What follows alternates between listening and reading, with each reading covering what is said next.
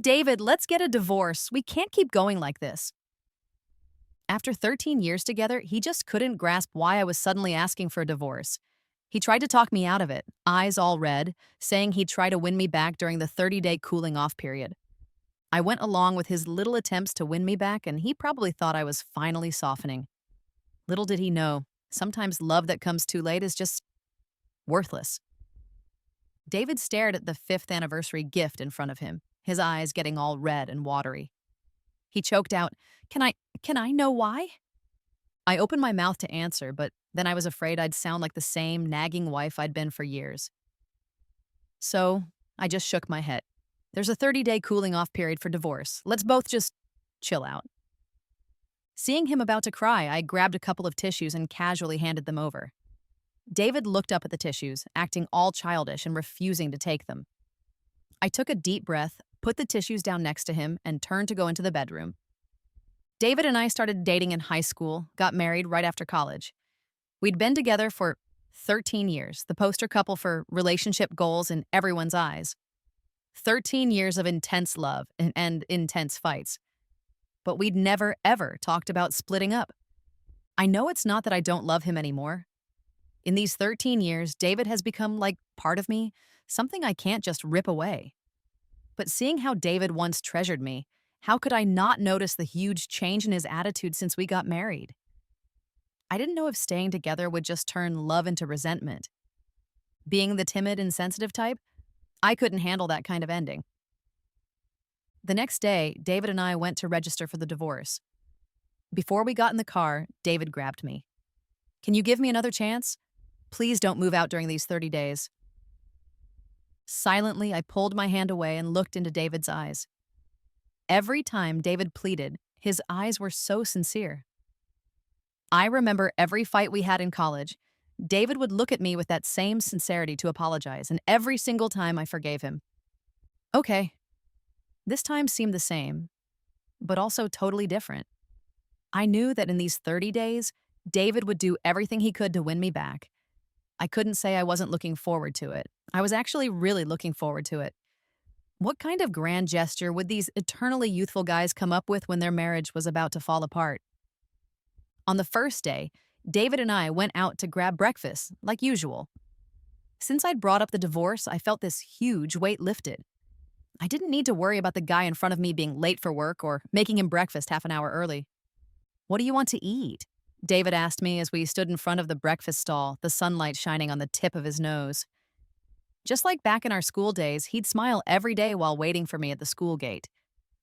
In winter, he'd have hot soy milk and buns ready, and in summer, I could always get that iced soy milk sold across the street from school. Those scenes. I never saw them again in the years that followed. David even forgot to ask me, "Do you want anything?" when ordering milk tea. He'd order for himself, then look down at his phone and walk to a seat, leaving me in line behind him. Sometimes it felt like we were just strangers who happened to be in the same milk tea shop. I stepped past David and said to the vendor, "A serving of rice noodles to go. I don't have time. I need to go. Oh, by the way, I'm having dinner with Lila tonight. Don't wait for me." The "don't wait for me" part was a joke. Since we got married, David had never waited for me.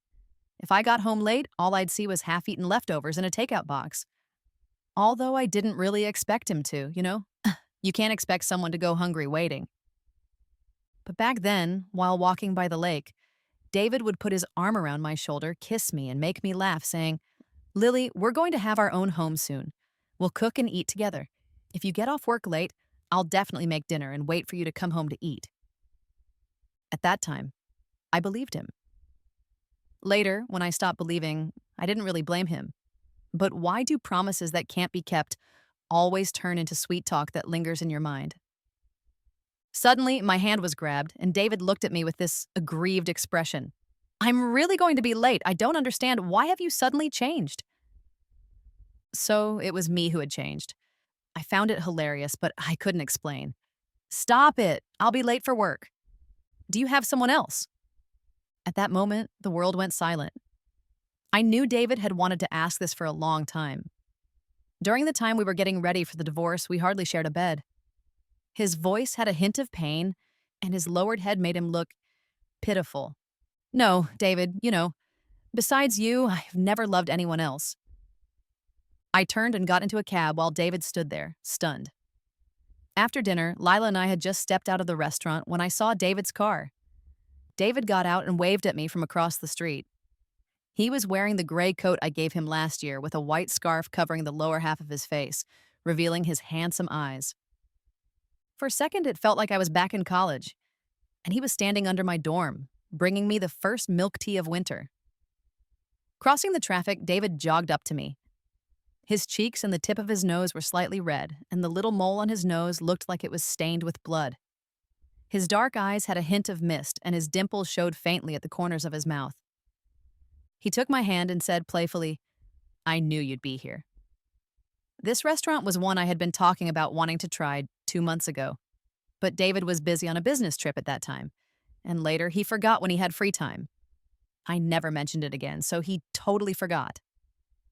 Now he remembered. David smiled and greeted Lila, who tactfully made her exit. I let David hold my hand. His hand wasn't particularly warm. Most of the time, I was the one keeping his hands warm, but I really loved the coolness of his hands. Watching the man ahead of me, my nose tingled with a bit of sadness. In the car, I looked at Lila's message on my phone, advising me to reconsider, and sighed deeply. Being misunderstood is just part of life, I guess. What Lila didn't know was that this was the only time in 2 years that David had come to pick me up. Even if I got a little tipsy at a dinner party, David would only arrange a reliable cab for me. But, who can't call a cab? What I wanted was just care. But David was busy at home playing video games. The next day, David got up early. I woke up to see a table full of breakfast, finding it both funny and, bewildering. David stood by the table, scratching the back of his head. I didn't know what you wanted to eat, so I bought a bit of everything. I nodded and thanked him. On the third day, David sent me a WeChat message. "Wife, let's do that thing where we hold each other while leaving the house." He attached a short video and a cute emoji. I had seen this video before. It was pretty popular at the time. It was about a couple on the verge of divorce. The wife suggested that the husband carry her out every day as a condition, and after completing these little rituals, they reconciled in the end. I had fantasized about this scenario countless times. I even sent David this video before, but it was like throwing a stone into the ocean. No response. Okay. On the fourth day, David got up early again. He rummaged through the wardrobe, making a huge racket. I stood at the door of the wardrobe for a long time. "What are you looking for?" David was almost buried in the pile of clothes and turned his head. "I'm looking for the gray sweatshirt you made for me in college." My heart skipped a beat. That shirt had pilled, so I threw it away. "Huh?" David turned his head, his tone full of confusion and a hint of blame. "Just find something else to wear." With that, I turned and walked away without looking back. I majored in fashion design in college, and that shirt was something I designed for him during my internship. I remember how David treasured it, wearing it for days on end until he finally sent it to the dry cleaners. He said he would keep that shirt forever and take it with him when he died. When I finished getting ready to leave, David was already standing at the door waiting.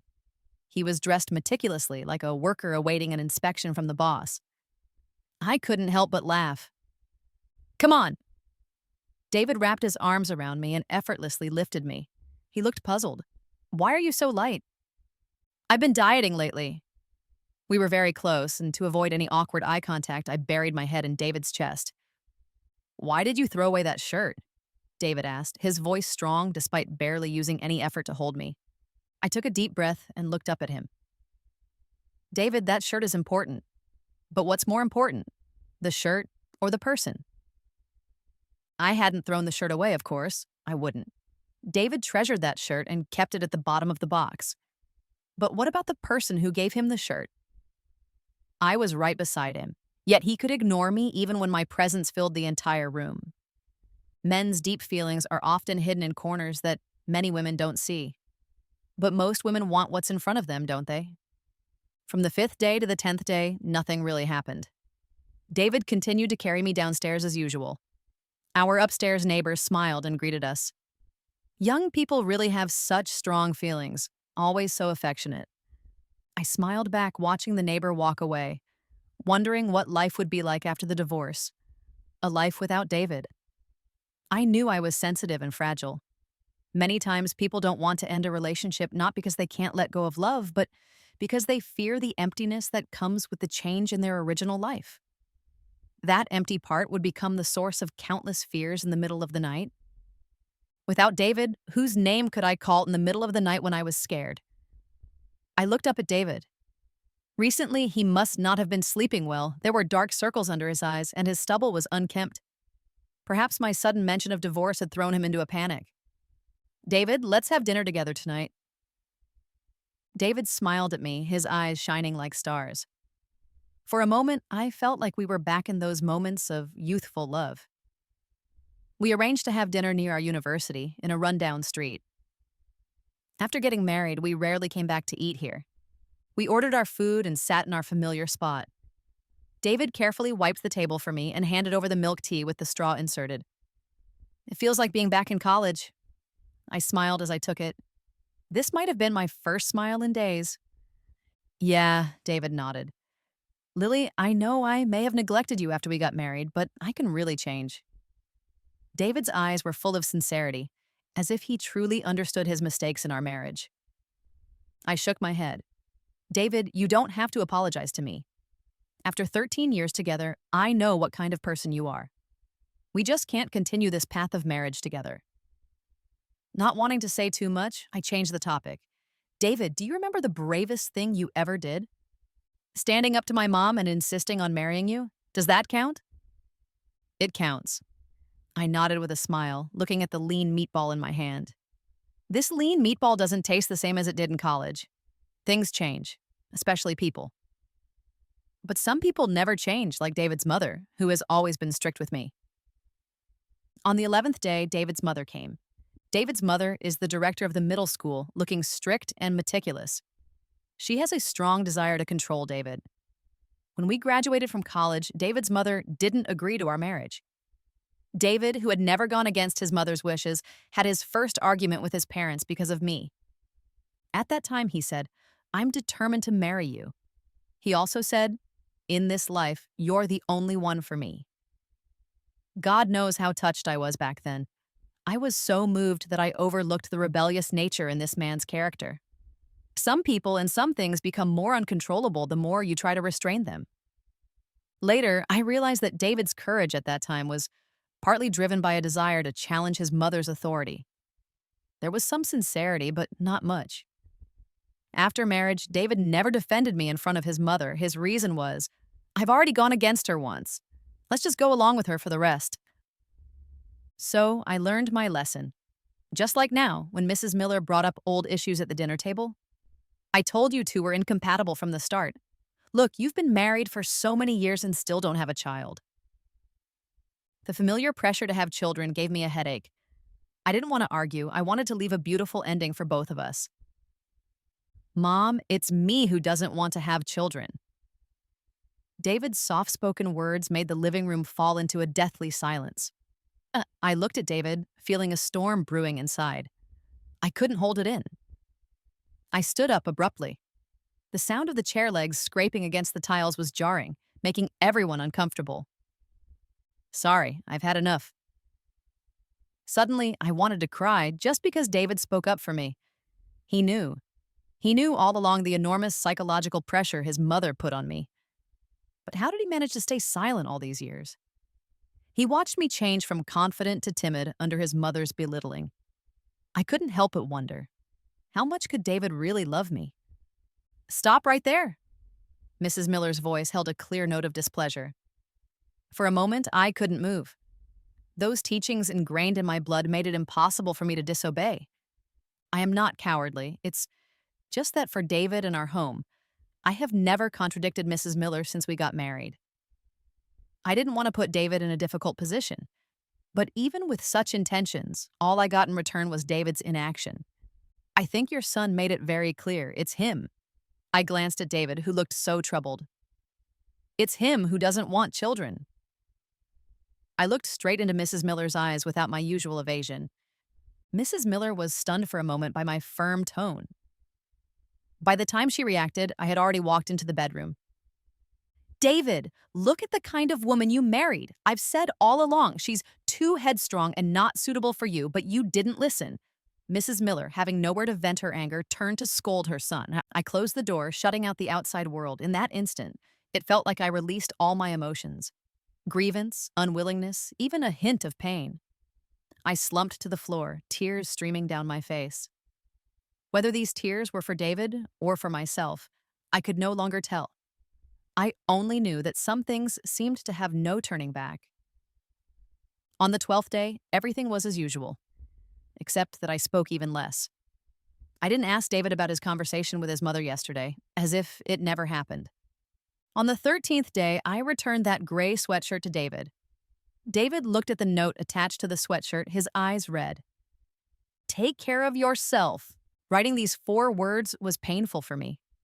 I knew it was even more painful for David. But we had reached this crossroads and I could no longer help myself. I had to give my all to save myself from this turmoil, and from the 14th to the 19th day, carrying me out each morning didn't seem to change anything. The distance between David and me grew even greater. I became increasingly polite to David. Just when I thought everything would end as I had imagined, the unexpected happened. The 20th day was a weekend. When I woke up, it was already 10 o'clock. I walked out of the room, but didn't see David. I searched everywhere, but couldn't find him. I called his phone, but it went unanswered. I suddenly felt a bit panicked. Could he have done something foolish? As I hesitated about whether to go out and look for him, my phone rang. Seeing his name on the screen, I felt relieved, composed myself, and answered the call. Lily. On the other end, David's voice was low and emotional, with a clear, sobbing tone. My heart skipped a beat. What's wrong? I tried to keep my voice calm, but my clenched fists betrayed my anxiety. My mom, she was in a car accident. My heart sank, and I felt a shiver run through my body. I hung up the phone and rushed to the hospital. At the quiet entrance of the operating room, I saw David sitting on a bench from afar. The bench wasn't big, and his 1.82-meter frame was curled up there, looking especially desolate. He turned his head, and our eyes met. I walked up to him and asked, "How is she?" Before I could finish, David suddenly hugged my waist tightly. He held me and let out a faint sob. I wanted to reach out and touch his head, but my hand froze in midair. After thinking for a moment, I lowered my hand. I let him hold me without saying a word or making any movement. After a long time, the light in the operating room went out. The doctor came out, and we hurriedly surrounded him. Doctor, how is my mom? David's voice had a slight tremor, and I could clearly feel his vulnerability. His chin was covered with stubble, and his clothes were stained with blood. He stood there, anxious and panicked, towering over the doctor, yet appearing so fragile.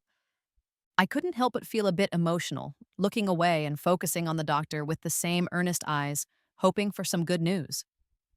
The doctor took off his mask, looking serious. He said, "The surgery was successful, but the brain injury is severe. It's unlikely she will wake up again." David took several steps back after hearing this. I steadied him with my hand on his back. David, hold on. David's father was far away, abroad, and couldn't return anytime soon. Now, everything depended on David. Suddenly, I felt a bit of pity for him. He hugged me and cried. At that moment, he seemed as fragile as a child. Mrs. Miller was transferred to the ICU for intensive care.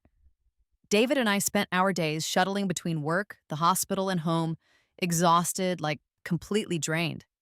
The whole routine of carrying me out the door every day naturally stopped. The person Mrs. Miller hit was still lying in the hospital and had not yet escaped danger. The other party had run a red light on an electric scooter, and Mrs. Miller was deemed partially responsible for not observing her surroundings in time. With primary and secondary responsibilities still unresolved and Mrs. Miller not yet awake, the situation became very tricky. The family of the injured person came to make trouble multiple times, leaving us even more exhausted. They keep coming to make trouble, and I can't avoid it. Doesn't your insurance company have any way to handle this? The primary and secondary responsibilities haven't even been determined yet, so who gave them the right to demand accountability? I stood in the hospital room, watching David on the balcony making a phone call. He was so angry that his face turned red. In just a few days, he had become very haggard. He looked much older. He hung up the phone, pushed open the door, walked in, and sat directly on the sofa, his face looking grim. I poured him a glass of water and handed it to him. Have you called your dad yet? Not yet. In such a big matter, do you still plan not to face it? A few years ago, David's parents divorced due to incompatible personalities. David never reconciled with his father, and I thought he would have already informed his father. Unexpectedly, he chose to avoid it once again. I'm not avoiding it, I just haven't figured out how to say it. David buried his head and irritably scratched his hair. In the past, I might have comforted him, but now, no words of comfort would come. Then I'll call. With that, I turned and reached into my bag to get my phone. Susanna, are you still thinking about the divorce? Are you just waiting for my dad to come back, arrange everything, and then divorce me? David's voice was loud, and when I turned around, I saw his furious expression. I frowned, glancing at Mrs. Miller lying on the hospital bed. Her breathing was steady, with no reaction. If she were awake, she might have erupted on the spot. I said nothing, took my bag, and walked out of the hospital room, closing the door behind me. As the door shut, I saw David smash a glass beside him. It was clear he was very angry. Did I give him the wrong impression again? Had helping these days made him think I didn't want a divorce anymore? If so, that was indeed my mistake. I dialed David's father. Dad, Mom had a car accident and is in bad shape. The anxious voice on the other end of the phone instructed his assistant in fluent English. Book me a flight immediately, the fastest one. After hanging up, the distortion in my heart completely dissipated. I felt sorry for David and Mrs. Miller's ordeal. I would bear my share of responsibility, but the matter of divorce would not change because of this. As I walked into the hospital corridor, I saw a crowd gathered at the door of Mrs. Miller's room, crying and shouting, filling the entire ward area with noise. Fearing David couldn't handle it alone, I hurried over. The intruders caused a huge commotion, and the doctors and nurses couldn't stop them. The injured man's wife led the group, crying and making a scene. David stood at the hospital room door, his face pale, arms spread out to block them. Seeing David standing firm and silent, someone in the crowd got angry and slapped him. What are you doing? I pushed through the crowd, trying to push them back. In the chaos, I saw a clear slap mark on David's right cheek. His skin was naturally pale, making the slap mark particularly noticeable. Who allowed you to hit him? I'm telling you, there are surveillance cameras in the hospital corridors. I'm calling the police now. This is intentional harm.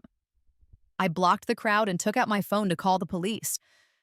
But before I could hold my phone steady, someone knocked it out of my hand. Now my husband is dead and you still have the nerve to call the police? The woman in the white jacket glared at us with hatred, tears streaming down her face. Dead? My heart sank. I turned to look at David. David closed his eyes and nodded. No wonder David didn't dare to retaliate when he was hit. The crowd was eventually taken away by security downstairs. David and I stood in the corridor, speechless. I watched him squat down, completely at a loss. Back at work, I took several days off. My bosses were understanding. Susanna, the assignment to Singapore is confirmed. Once your situation here is settled, you can go directly. This opportunity is rare and invaluable for you. Don't miss it. My boss is a strong woman who took 15 years to become a partner in the company. She has always been very supportive and encouraging of me. She said that for a woman, her career is the most important thing. I took her words to heart. I nodded with a smile. Don't worry, I'll seize this opportunity. She breathed a sigh of relief and smiled at me. I knew she feared I might backtrack because of David's situation. She worried I'd repeat what I did a few years ago when I gave up a big show to marry David. David and I had just decided to get engaged when the company had a collaborative design exhibition with C-Brand. The boss wanted me to lead the ready-to-wear design, but the date clashed with my engagement. She suggested changing the engagement date, but after discussing with David, we refused. The designer who took over the ready-to-wear project later managed the entire U.S. market, becoming a partner in the company. The boss has always regretted that decision, but I have no regrets.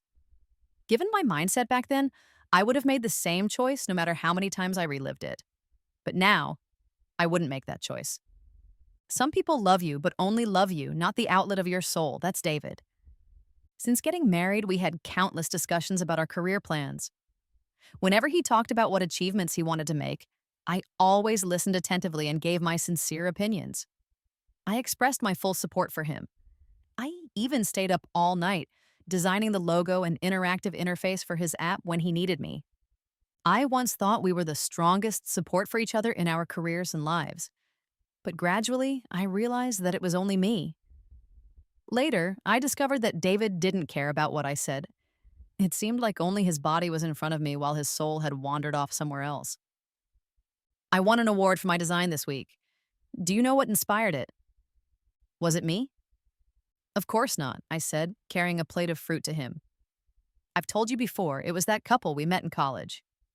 The girl had a red mark on her face, but the boy loved her deeply. How could you forget? We talked about it many times. My voice rose as his eyes finally left the TV and he turned to hug me. He rested his chin on my shoulder, whining, "Oh, I'm getting old and forgetful. I promise I won't forget next time." I huffed, but in my heart, I had already forgiven him. In hindsight, I should have realized how dismissive David's words were. But a woman deeply in love can be surprisingly magnanimous. Using my saintly heart, I tolerated his repeated neglect and hurt. I even comforted myself when he didn't offer any words of solace. When did I finally see David's true nature? It was when he cleaned the study and casually put my trophies and certificates in a box, forgetting to put them back.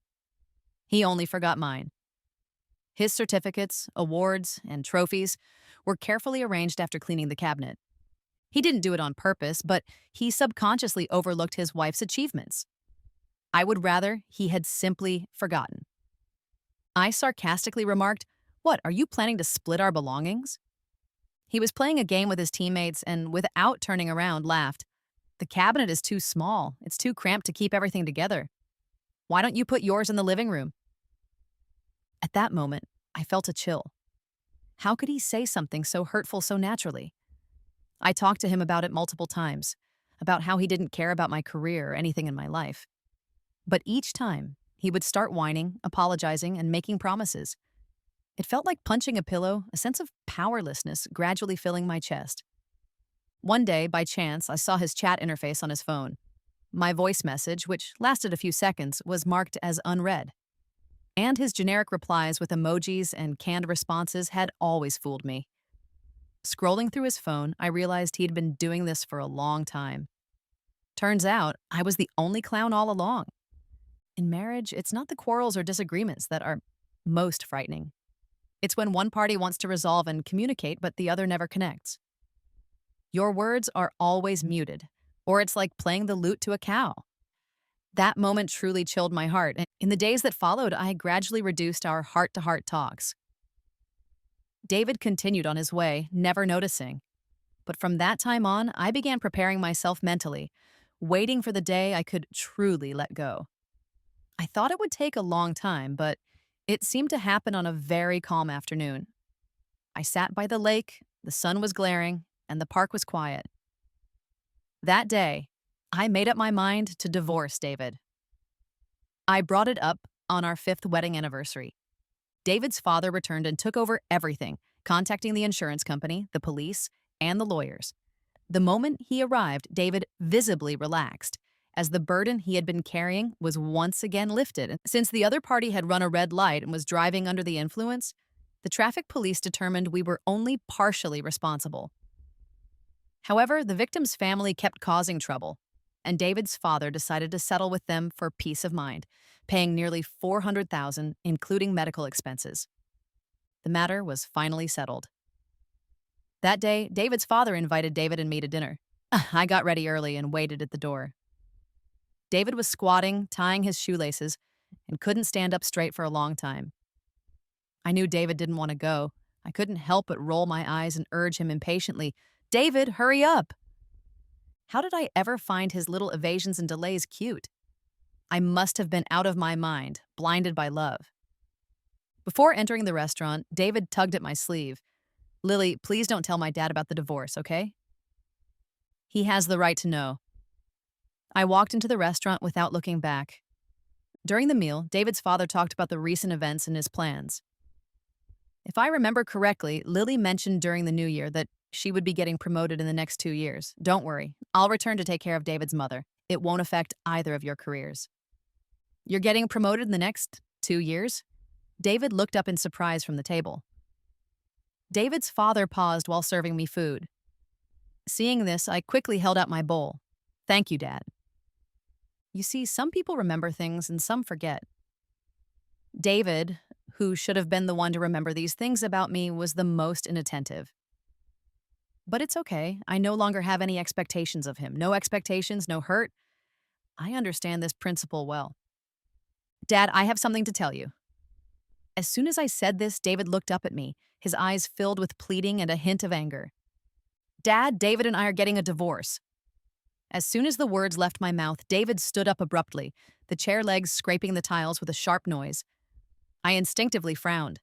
Susanna, what the hell is wrong with you? I've tried so hard to keep you. What more do you want from me? David roared angrily at me. Since I had brought up the divorce, this was the first time he had lost control. Perhaps it had been building up for a long time. I'll step out. You two talk. David's father had always been considerate. He got up and left the private room. David, I wasn't joking when I asked for a divorce. I never gave you any hope. From the beginning until now, I've never changed my mind about wanting a divorce. I took a deep breath, trying to explain clearly. Then why did you agree to that plan? Would you have given up if I hadn't? You wouldn't, David. You don't understand me, nor do you understand yourself. You think you've done enough in this marriage. You think I'm just whining, and you even think I'm playing hard to get. How could I not understand you? David moved past the table and sat next to me, holding my hand. Lily, we've been together for 13 years. 13 years. How could I not understand you? Lily, tell me what I did wrong, and I'll change, okay? Looking at his red eyes, my nose tingled with a slight sourness. I withdrew my hand. David, do you know I won first prize in the design competition last year? Do you know what my drawings were at the beginning of the year? Did you ever truly see or listen to the joy I shared with you? David looked bewildered by my question, standing there as if he had fallen into an ice cave. David, this is as far as we go. As I walked out of the private room, I heard David's faint sobbing behind me. He seemed to be holding back his tears. That sound was eerily similar to the countless nights I spent tossing and turning, quietly sobbing into my pillow. David's father leaned against the doorframe. Seeing me come out, he stood up straight. He smiled apologetically, a bit awkwardly. Dad, I'm leaving. David's father nodded. A few steps away, I heard him call out to me. Lily, once you leave, don't look back. I waved my hand behind me without turning around. Once the divorce cooling off period ended, David and I got our divorce certificate. The moment I walked out of the Civil Affairs Bureau, I felt an unprecedented sense of relief. Looking at David, I even found him somewhat likable again.